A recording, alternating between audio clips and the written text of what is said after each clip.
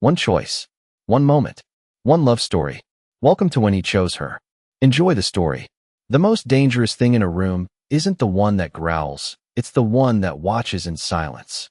The rain hit the glass walls of Ethan Blackwood's estate like a quiet warning no one was listening to, each drop sliding down the floor-to-ceiling windows that framed a view worth more than most people's lifetime earnings. But inside, something felt off, like the air itself was holding its breath.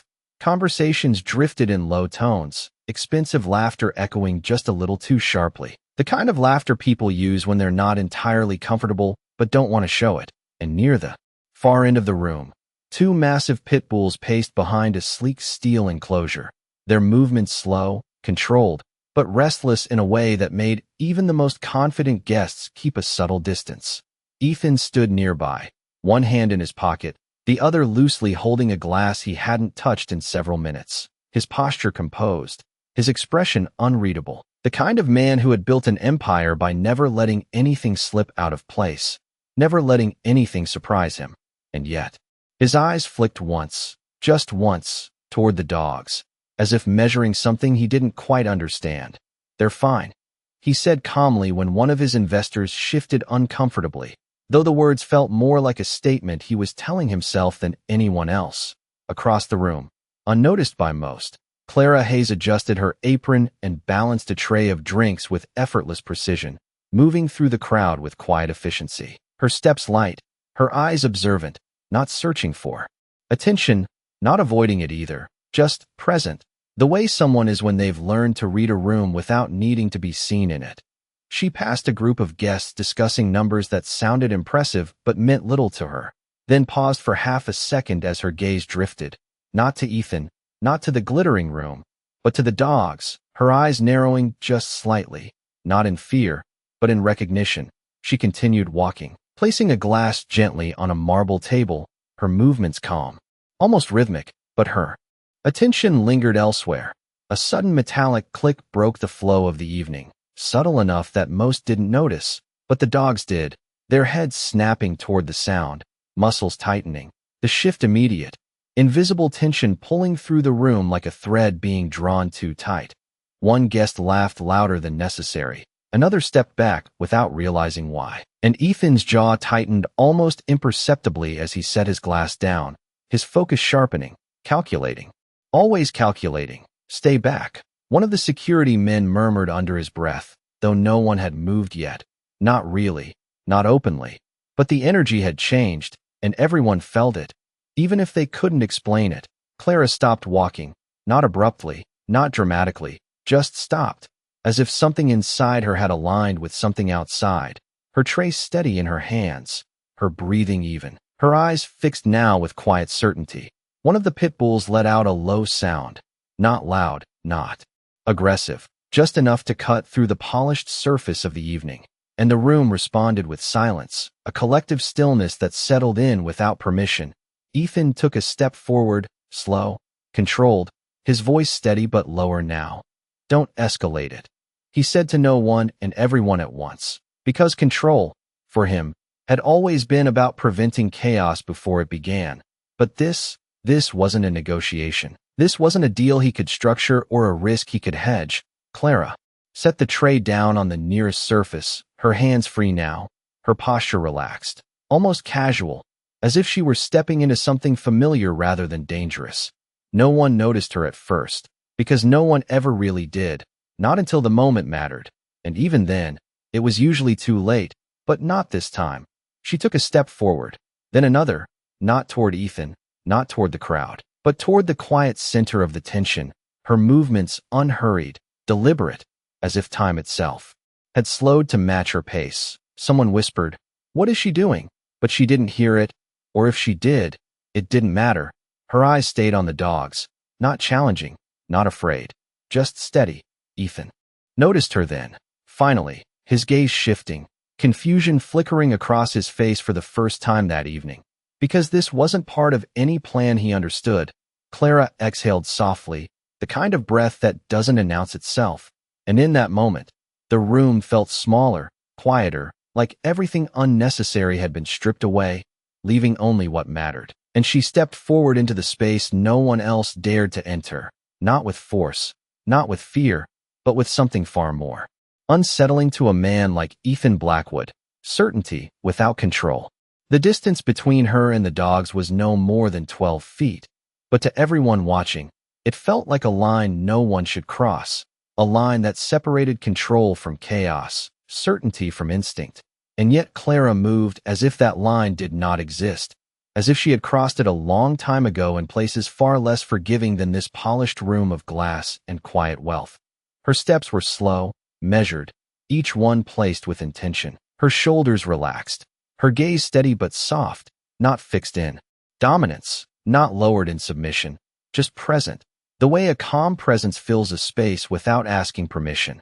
Behind her, someone shifted nervously, the faint sound of a chair leg scraping against marble echoing louder than it should have, and one of the dogs reacted instantly, its body tightening, head lifting, eyes locking onto the movement. But Clara did not turn, did not react to the fear behind her, because she understood something the room did not. That tension feeds tension, that fear does not stay contained. It spreads, it sharpens, it escalates. She took another step, now within 10 feet, close enough to see the subtle details others missed. The way the dog's breathing was uneven, not aggressive but unsettled, the slight tremor in its stance, not from readiness to attack, but from uncertainty. And Clara's expression softened just a fraction, as if she were looking at something misunderstood rather than something dangerous. Ethan watched her closely now, his usual calculations replaced with something unfamiliar, something closer to hesitation, because this was not a strategy he recognized, not a method he had paid for or been advised on. There were no instructions, no guarantees, just a waitress walking into a situation his entire security team had stepped away from. And for the first time that evening, he did not interrupt, did not command, he simply observed. Clara stopped moving, not because she had reached a limit, but because she had reached the moment, the exact point where movement would become pressure, and pressure would become resistance. And instead, she lowered herself slightly, not fully crouching, not making a show of it, just enough to shift her presence, to bring herself closer to the dog's line of sight without looming over it, her hands visible, empty, open, one resting lightly against her own chest, the other relaxed at her side. The room held its breath again, but this time, it was different, less chaotic, more focused, as if something quiet and precise had replaced the earlier tension. One of the dogs took a step forward, slow, cautious, its head tilting slightly, not in challenge, but in assessment, and Clara did not move to meet it, did not reach out, did not rush the moment. She simply stayed where she was, her breathing steady, her eyes calm, offering no threat, no demand, only presence. A soft exhale escaped her lips, almost inaudible, the kind of sound that would go unnoticed in any other moment. But here, it carried weight, it carried rhythm, and the dog responded. Not dramatically, not instantly obedient, but subtly, its stance easing, its shoulders lowering just a fraction, the tension shifting from sharp to uncertain. Ethan leaned forward slightly, not realizing he had done it, his attention completely drawn into the quiet exchange unfolding in front of him. Because this was not control, this was something else entirely, something he had never needed to understand before. Clara's fingers pressed gently against her chest, a small, deliberate gesture, not directed at the dog as a command, but as a signal, something internal, made visible. And she held that position, letting the moment stretch, letting the silence do its work, and slowly, almost imperceptibly, the dog's gaze softened, its ears relaxing, its weight shifting backward, instead of forward. A second later, the other dog mirrored the change, its movements less rigid, less reactive, as if the entire energy of the room had been recalibrated around a single point of calm. Someone behind Ethan whispered, "Is this real?" But he did not respond, because he was seeing it, not as a spectacle, but as a lesson he did not yet understand. Clara lowered her hand from her chest, not abruptly, not breaking the connection, just easing out of the gesture the same way she had entered it, with intention, and she took one final step back, creating space rather than taking it, allowing the dogs to settle without pressure, without expectation. The first dog sat down, slowly, almost thoughtfully, and the second followed, the tension dissolving not in a sudden release, but in a quiet shift that left the room in stunned silence. Clara straightened, her posture returning to something simple, unremarkable, as if she had just completed an ordinary task. And for a moment, no one moved, no one spoke, because what had just happened did not fit into the world they understood. Ethan finally exhaled, a breath he had not realized he was holding, his eyes still on her, but now with something new, something that did not belong to power or ownership or control, something closer to respect, though he would not name it yet, not out loud, not even to himself, because some things take time to be understood, and this was only the beginning. No one applauded, not at first, because applause would have broken something fragile that had just formed in the silence, something rare in a room like this where everything was usually loud, controlled, predictable, and instead, people simply stood there, watching, trying to understand what they had just witnessed, while Clara reached for the tray she had set down moments earlier, her movements returning to routine with almost disarming normalcy, as if calming two powerful animals in the middle of a billionaire's gathering was no different than refilling a glass or adjusting a napkin. Ethan did not move right away, his eyes still fixed on her, not with confusion anymore, but with a sharper kind of curiosity, the kind that had built his entire career, except this time. It was not about numbers or leverage or outcomes. It was about a person he could not immediately define, and that unsettled him more than the situation with the dogs ever had. "How did you do that?" he asked finally, his voice quieter than before, not commanding, not demanding, just direct, the question landing in the space between them without pressure. Clara glanced at him briefly, then back at the dogs, who now lay calmly near the enclosure, there, breathing steady, their presence no longer dominating the room but blending into it, as if they had always belonged there. They were not trying to be difficult, she said simply, her tone even, not defensive, not proud, just factual. They were trying to understand what everyone else was doing. And with that, she lifted the tray and stepped past him, not waiting for acknowledgement, not expecting it, because for her, the moment had already passed. Ethan turned slightly, watching her walk away, the quiet confidence in her posture more striking now than anything she had done moments before, because it was effortless, unperformed, untouched by the reactions of others. One of his investors approached cautiously, offering a half-smile that did not quite settle. "Impressive staff you have," he said, attempting to restore the rhythm of the evening. But Ethan did not respond immediately, his attention still anchored elsewhere, his mind replaying not just what Clara had done, but how she had done it, the absence of force, the absence of urgency, the way she had stepped into control without ever claiming it. Across the room, Clara placed a glass of water in front of a guest who had not realized they needed it, her timing precise, her presence subtle, and for a moment, she seemed entirely separate from the tension that had just defined the room, as if she existed in a different layer of it, one that did not rely on status or authority to function. Ethan took a slow breath, then another, grounding himself in something unfamiliar, because what he had just seen did not fit into his usual frameworks, and that meant it mattered. He walked toward her, not with urgency, but with intention, each step measured, the way he approached decisions that could not be undone. And when he reached her, he did not interrupt her work. He waited, a small shift, almost invisible, but significant for a man who had never needed to wait for anything. Clara finished setting down the tray, then turned, meeting his gaze without hesitation, her expression neutral but attentive, as if she were listening before he had even spoken. "You said they were trying to understand," Ethan began, his voice steady, though something in it had softened. "What does that mean?" Clara considered the question for a brief moment, not because she did not have an answer, but because she chose her words carefully, the same way she chose her actions, with purpose. "It means," she said, "they do not respond to control the way people do." And a faint hint of something almost like amusement touched her eyes. "They respond to clarity, and tonight, there was none." Ethan let out a quiet breath that might have been a laugh if it had not carried so much recognition with it, because, for the first time, he saw the room not as an extension of his control, but as a place filled with signals, mixed, conflicting, unresolved.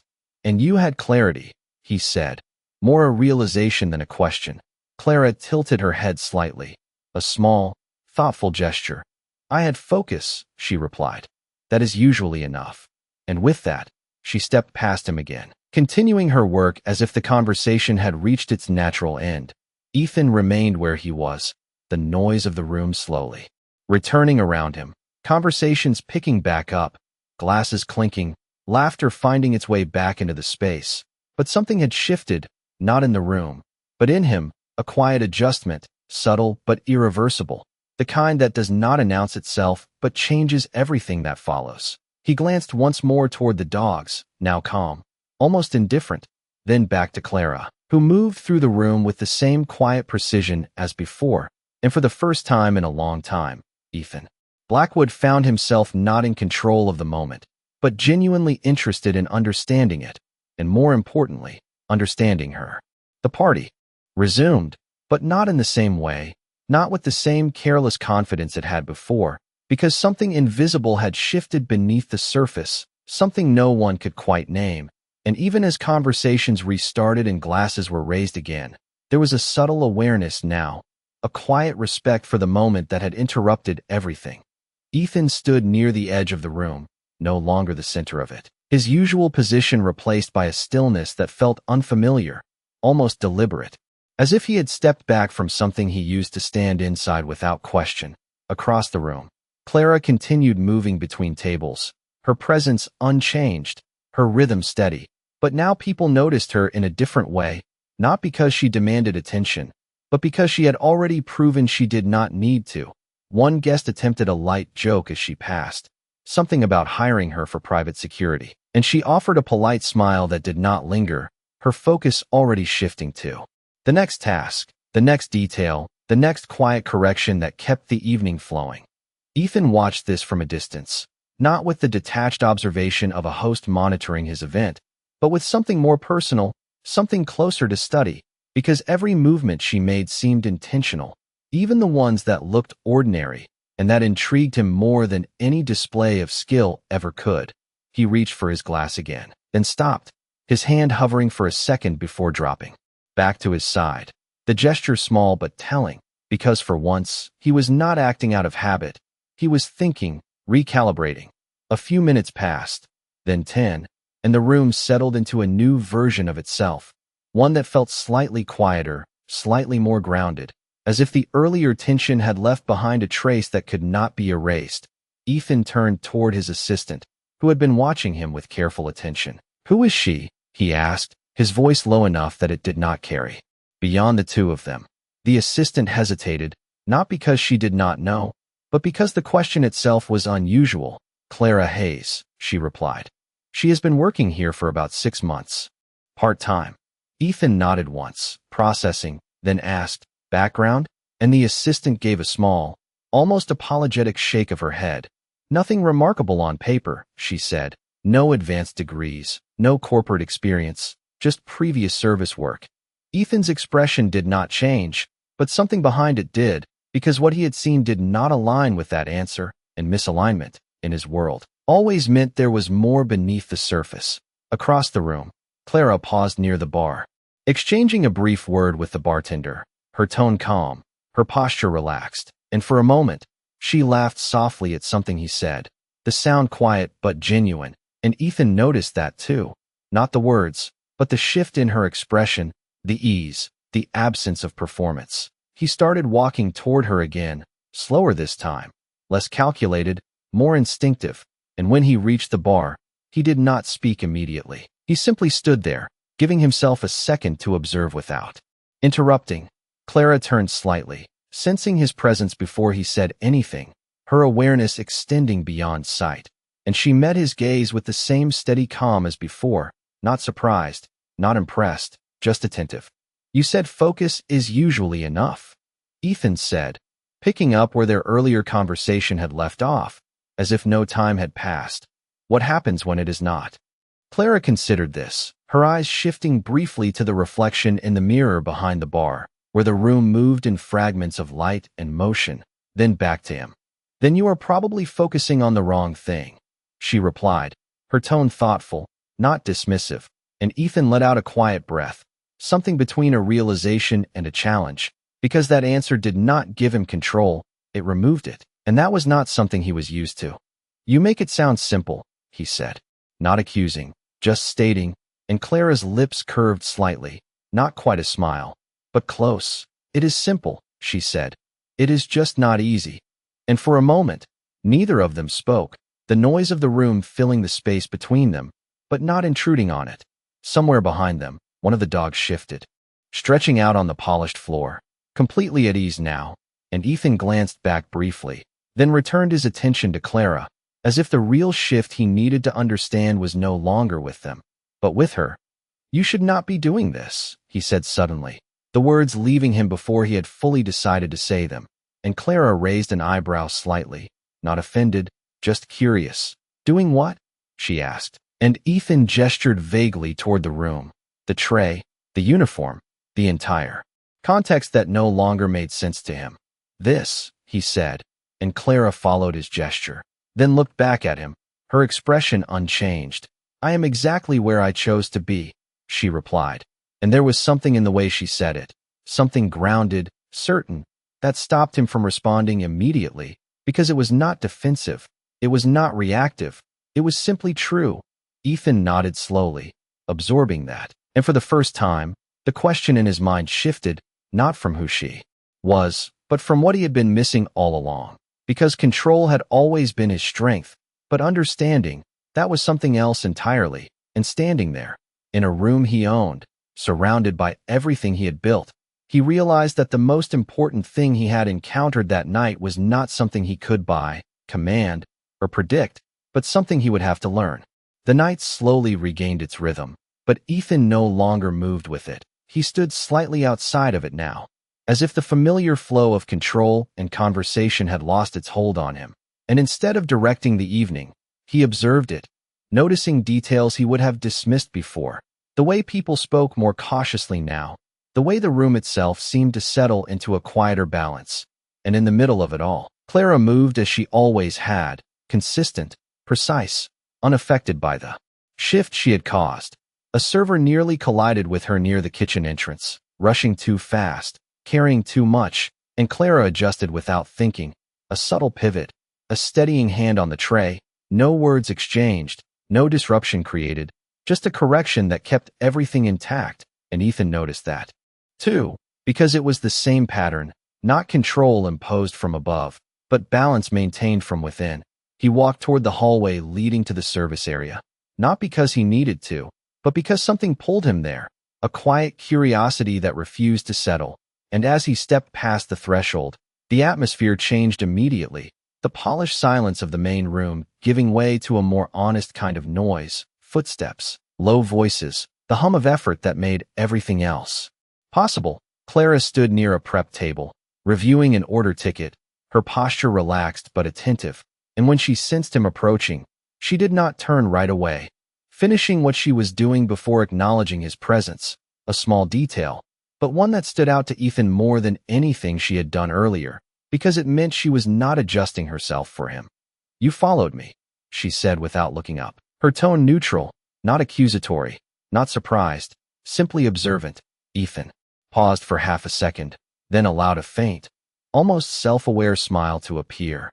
"I prefer to think of it as continuing a conversation," he replied, and Clara glanced up at him then, her expression unchanged, though there was a flicker of something in her eyes, something that might have been amusement. "Most conversations do not require leaving a room you own," she said, setting the ticket aside, and Ethan let out a quiet breath that carried a hint of laughter, because she was right, and he did not argue with truth when he recognized it. "Most conversations are not worth continuing," he said, and for a brief moment, the air between them shifted, not tense, not heavy, just real. Clara leaned lightly against the edge of the table, her arms relaxed, her gaze steady. "So this one is?" she asked, not challenging, just curious, and Ethan nodded once, a simple, unembellished gesture. "Yes," he said, and the word felt different than it usually did, less like a decision, more like a realization. There was a pause then, not uncomfortable, but unfilled, and in that pause, Clara studied him, not his suit, not the watch on his wrist, not the status he carried into every room, but him, the person behind the structure, and what she saw made her tilt her head slightly, as if adjusting her understanding. "You are not used to not knowing something," she said, her voice calm, almost thoughtful, and Ethan did not respond immediately, because the statement landed deeper than he expected, not as criticism, but as observation, and after a moment, he nodded again, more slowly this time. "No, I am not," he admitted, and the honesty in his voice was quiet but unmistakable. Clara straightened slightly, pushing herself off the table, her posture shifting back into motion. "That is not a bad thing," she said, stepping past him toward the door. "Unless you think you are supposed to know everything." And Ethan turned to follow her, not out of insistence, but because he was not finished listening. "And you do not?" he asked, and Clara glanced back over her shoulder, her expression softening just a fraction. "No," she said. "I just pay attention to what I do not know." And there was something in that answer, something simple and precise, that settled into Ethan's mind with unexpected weight.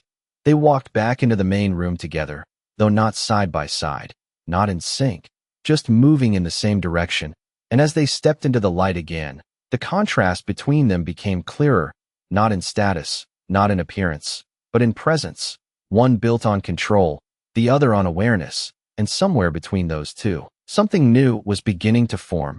Ethan stopped near the center of the room, his eyes following Clara as she returned to her work, and for the first time that night, he did not try to categorize her, did not try to fit her into a role or a function. He simply watched, and in that quiet observation, something shifted again, not dramatically, not visibly, but enough that when one of the dogs lifted its head and looked toward Clara with calm recognition, Ethan understood, not fully, not completely, but enough to know that what he had seen earlier was not an isolated moment. It was a reflection of something deeper, something consistent, something real, and for a man who had built his life on certainty, that realization was both unsettling and impossible to ignore. The night stretched on, but for Ethan, time no longer moved in the same way. It slowed in certain moments, sharpened in others, as if his awareness had been adjusted to a different frequency, and he found himself noticing things he would have overlooked before, the subtle shifts in posture when people spoke, the way laughter sometimes arrived half a second too late, the quiet calculations happening behind polite smiles, and through it all, Clara remained the only constant, her movement steady, her presence unchanged, as if she existed outside the performance everyone else was part of. He watched as she refilled a glass without interrupting a conversation, as she adjusted a chair just before someone needed it, as she navigated the room not by reacting, but by anticipating, and the realization settled in slowly, almost reluctantly, that what she did was not reactive at all. It was intentional in a way he had never practiced, not about control, but about alignment. One of the investors approached Ethan, attempting to steer the evening back toward business, mentioning numbers, projections, opportunities, but Ethan only half listened, his responses automatic, his attention divided, and eventually, the man excused himself, sensing something had shifted in a way he could not quite define. Ethan exhaled quietly and moved toward the far side of the room, where the glass doors opened to the outdoor terrace. The rain now lighter, a soft mist clinging to the edges of the night, and he stepped outside, the cool air grounding him in a way the controlled environment inside no longer could. A few minutes passed before he heard the door open behind him, and he did not need to turn to know it was her, because her presence had a distinct kind of quiet that did not demand attention but always registered.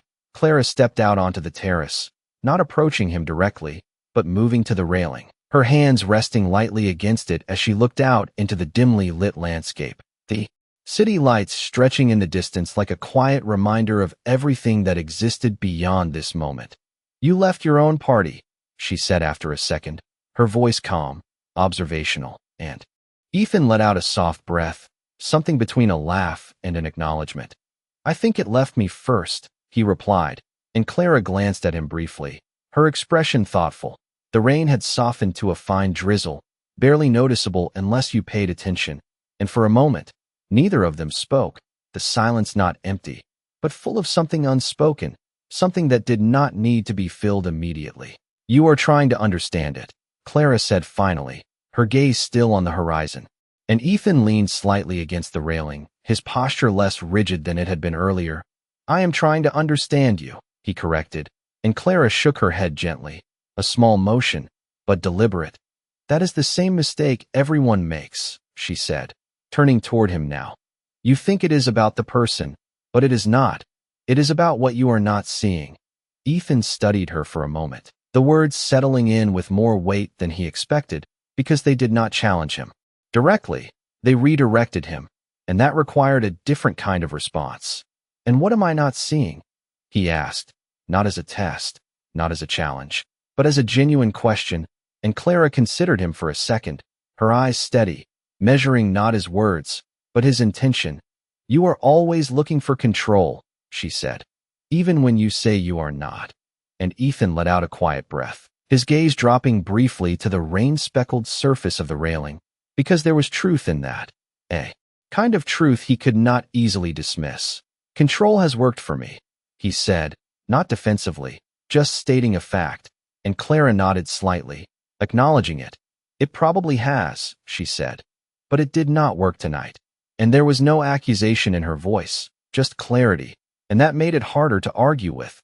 Ethan looked back at her, the distance between them feeling smaller now, not physically, but in understanding. So what did? He asked, and Clara's expression softened just a fraction. Listening, she said, not to what you wanted them to do, but to what they were already doing. And the simplicity of it landed with unexpected force, because it reframed everything, not as a failure of control, but as a lack of awareness. A faint smile touched Ethan's lips, not out of amusement, but recognition. That sounds inefficient, he said, and Clara let out a soft laugh, the sound light, unforced. It is, she admitted, at first, and the moment lingered there, balance between humor and understanding, and for the first time that evening, Ethan did not feel the need to resolve it immediately. The door behind them opened again, a staff member stepping out briefly before retreating, and the subtle reminder of the world inside did not break the moment, but it shifted it, grounding it back in reality. Ethan straightened slightly, then looked at Clara with a steadier gaze. If I asked you to show me, he began, the words measured, deliberate, would you?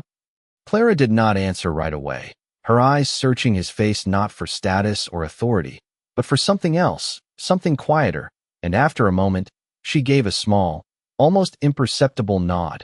Maybe, she said, and then, just as simply, she turned back toward the door, leaving the answer unfinished, not as a refusal, but as an invitation that had not yet been fully accepted. And Ethan remained on the terrace for a few seconds longer, the rain barely touching him, his thoughts quieter than they had been in years, because for the first time, he was not trying to control what came next, he was waiting to understand it. The door closed softly behind Clara, and for a moment, the quiet of the terrace lingered around Ethan like a question he was not ready to answer, the kind that did not demand a response but stayed present until it was understood. He remained still for a few seconds longer, the faint sound of rain brushing against the glass, the distant hum of the city stretching beyond the estate, and then he turned and stepped back inside, not with urgency, not with the authority that usually defined his movements, but with something slower, more deliberate, as if each step required intention rather than habit. The room greeted him with the same polished rhythm as before, but now it felt different, not because anything had changed outwardly, but because he had, and that shift altered everything he perceived. Clara was already back at work, moving between tables with quiet precision, her presence blending into the environment in a way that now seemed intentional rather than incidental, and Ethan found himself watching her again, not out of curiosity alone, but because there was something grounding about the way she moved, something that did not fluctuate with the energy around her. He approached one of the dogs, slowly this time, not with the expectation of obedience, but with a cautious awareness of what he had been told, the difference between control and understanding echoing in his mind. And when he stopped a few feet away, the dog lifted its head, its gaze steady but no longer tense, and Ethan hesitated, just for a moment, because for the first time, he was not entirely sure what the next move should be. Across the room, Clara noticed, not immediately, not dramatically, but in the same way she noticed everything else, through subtle shifts rather than obvious signals, and she adjusted her path, finishing what she was doing before moving in his direction, her timing precise, her approach unhurried.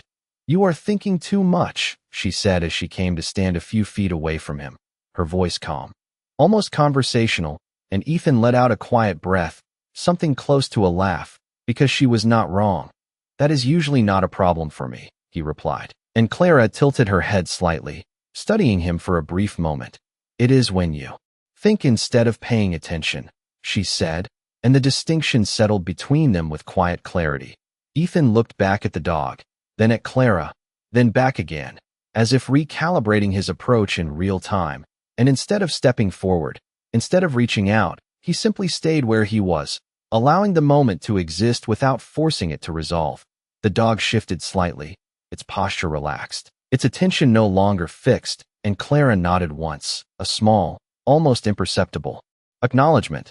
"Better," she said, and there was no praise in her tone, no judgment either, just observation. Ethan glanced at her, a faint smile touching his expression. "That is it?" he asked, and Clara's lips curved slightly. "That is where it starts," she replied. And then, almost as an afterthought, "Most people skip that part," and the simplicity of it made him exhale again, this time with a hint of something lighter, something less controlled. A guest nearby attempted to call Clara over, raising a hand slightly, but she gestured subtly to another server, delegating without disruption, her focus remaining where she had chosen to place it, and Ethan noticed that too, the way she set priorities not based on urgency, but on importance. "Why did you say maybe?" he asked suddenly, returning to their earlier conversation on the terrace, and Clara looked at him, her expression thoughtful. "Because you asked like you were offering something in return," she said, her tone even, and Ethan paused, the words catching him slightly off guard, because they revealed something he had not fully considered. "That is how most things work," he said, though his voice lacked its usual certainty, and Clara shook her head gently. "That is how most transactions work," she corrected.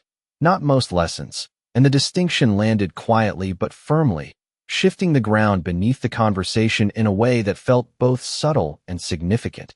Ethan considered this, his gaze drifting briefly to the dog again, then back to her. "So what would I have to do differently?" he asked, and Clara held his gaze for a moment, as if measuring not the question, but the intention behind it. "Stop trying to get something out of it," she said, and there was no hesitation in her voice, no softening of the truth, just clarity.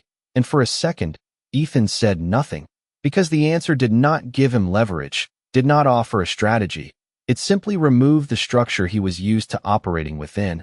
A quiet moment passed, the kind that did not need to be filled, and then Ethan nodded slowly, not in agreement yet, but in recognition, and Clara's expression softened just a fraction, as if that was enough.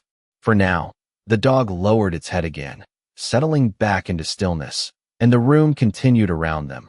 Conversations resuming, glasses clinking, the evening moving forward as if nothing had changed, and yet something had, not in the space itself, but in the way Ethan stood within it, less certain, perhaps, but more aware, and for the first time, that felt like progress rather than loss. The evening had softened into something quieter, the sharp edges of earlier tension worn down into a low, steady rhythm. And yet for Ethan, nothing felt routine anymore. Every movement, every pause, every glance carried a different weight, as if the world he had always navigated effortlessly now required attention he had never needed to give before. Clara moved through the room with the same calm precision, but now there was a subtle difference in how Ethan perceived her, not as someone passing through the edges of his world, but as someone who had quietly reshaped it without asking permission. He remained near the dogs, not out of obligation, but because something about staying there felt necessary, as if leaving too soon would mean missing something he was only beginning to understand. The dog closest to him shifted again, its head lifting slightly, eyes meeting his for a brief moment, and instead of reacting, instead of asserting anything, Ethan held still, allowing the moment to exist without interference, and for the first time, it did not feel like hesitation, it felt like intention. Clara noticed from across the room, her gaze settling on him for just a second longer than usual, and there was a faint change in her expression, not surprise, not approval, just recognition, as if she had been waiting to see whether he would understand something without being told. She finished placing a glass on a nearby table, then walked toward him, her steps quiet, measured, and when she stopped beside him, she did not look at him immediately, her attention resting briefly on the dogs, observing what had already shifted. "You did not interrupt it," she said, her voice low, almost blending into the ambient sound of the room, and Ethan let out a soft breath, his gaze still forward. "I almost did," he admitted, and Clara nodded slightly. "Almost is different from actually," she replied, and there was something in the way she said it, something that acknowledged effort, without exaggerating it. Ethan glanced at her, a faint smile forming. "That sounds like progress," he said, and Clara's lips curved just slightly in response. "It is," she said, "but do not get comfortable with it." And the quiet humor in her tone caught him off guard, not because it was sharp, but because it was light, unexpected in a moment that had felt so measured. A small pause followed, and then Ethan did something he would not have done earlier that night. He stepped back, creating space not because he had to, but because he chose to, and the shift was subtle, almost invisible, but Clara noticed, and this time, she looked at him directly, her expression softer than before. "You are learning," she said, not as a conclusion, but as an observation, and Ethan let out a quiet breath that carried something new, something less guarded. "I am trying," he replied, and the honesty in his voice lingered between them. A guest approached Clara then, asking for something with a tone that carried mild impatience. And she turned, addressing it calmly, efficiently, resolving it without friction, and as she moved away, Ethan watched her again. But this time, it was not curiosity that held his attention, it was something steadier, something that did not need to be analyzed or understood immediately. Minutes passed, and the room continued its quiet progression toward the end of the evening, conversations winding down, people beginning to gather their things, the subtle signals of closure settling in. Ethan remained where he was, his posture relaxed in a way that would have seemed unfamiliar even to himself a few hours earlier. And when Clara returned once more, it was not because she needed to, but because she chose to, her steps slowing slightly as she approached him. "You are still here," she said, and Ethan glanced at her, a faint hint of humor in his expression. "I think I am exactly where I need to be," he replied, and Clara studied him for a moment, her gaze steady, searching not for perfection, but for sincerity, and whatever she saw seemed to settle something in her, because her shoulders eased just slightly, her posture shifting from guarded to open, if only by a fraction. "That is rare," she said quietly, and Ethan tilted his head slightly. "What is?" he asked, and Clara met his gaze fully now, her voice calm but carrying a quiet weight. "Someone who realizes that before it is too late." And the words did not feel heavy, but they stayed with him, settling into a space that had been empty for longer than he had realized. The dogs remained calm beside them, their presence no longer a disruption, but a quiet reflection of everything that had changed. And as the final guests began to leave, the room slowly returned to stillness, the kind that comes not from absence, but from resolution.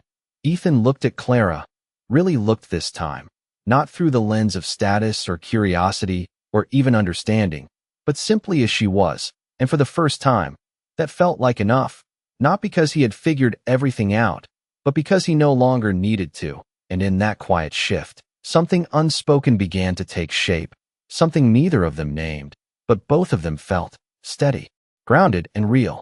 The last guest stepped out into the night, the soft click of the door closing behind them marking the true end of the evening.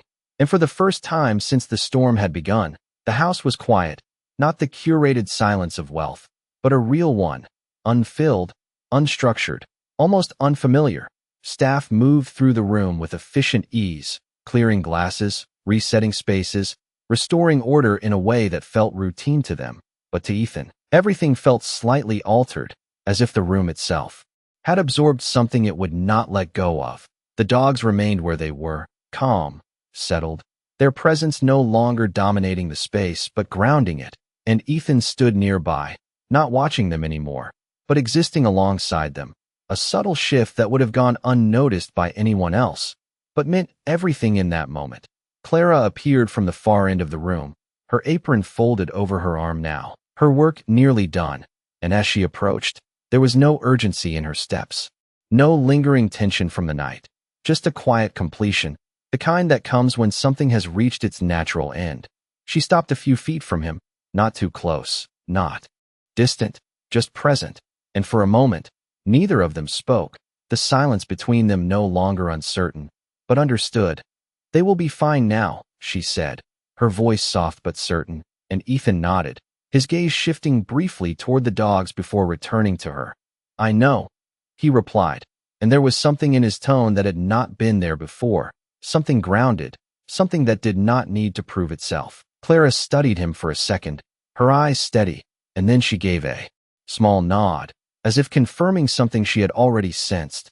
"You are different," she said, not as a compliment, not as a judgment, just as a fact, and Ethan let out a quiet breath, a faint smile touching his expression. "I think I am just paying attention now," he said, and Clara's lips curved slightly, a hint of approval in the subtle shift. A few seconds passed, and then Ethan did something that surprised even himself. He stepped closer, not with confidence, not with hesitation, but with intention, closing the space between them just enough to make the moment feel real. "Stay," he said, the words simple, unadorned, and Clara raised an eyebrow slightly, her expression calm but questioning. "For what?" she asked, and Ethan paused, not because he did not have an answer, but because he chose to find the right one, not the easiest, not the most familiar, but the one that matched what he had learned. "Not for work," he said slowly, "not for a position, not for anything I can offer." And Clara watched him carefully, her gaze searching for the usual patterns, the usual transactions, and finding none. Ethan held her gaze, steady now, grounded in something new. "Stay because I want to learn," he continued, "and because I think I would like to understand you."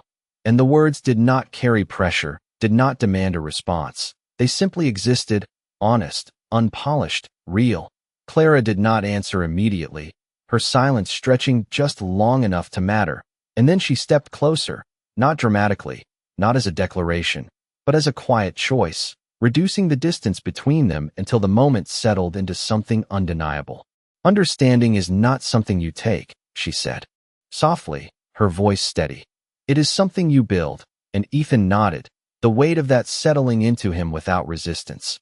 "Then I will build it," he replied, and there was no arrogance in his tone, no certainty, just willingness.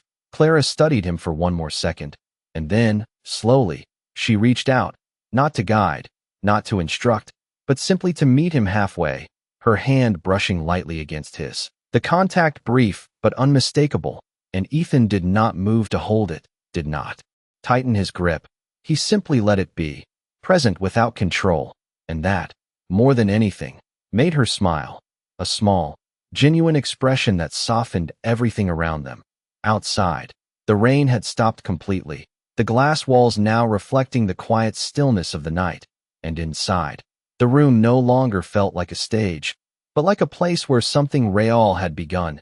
Ethan glanced at the dogs one last time, then back at Clara, and for the first time, he did not see them as something to manage, or her as someone to understand, but both as something to be part of, something to grow with, something that did not need to be controlled to be meaningful.